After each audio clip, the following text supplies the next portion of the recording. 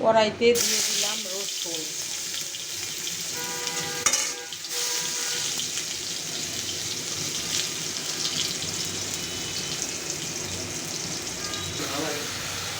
রসুন, কাঁচামরিচ দিয়ে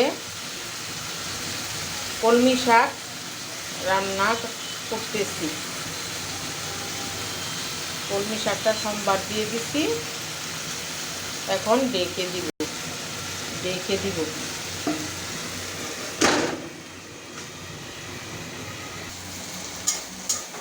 ফাইনালি আমার শাক হয়ে গিয়েছে, এখন নামিয়ে নিব।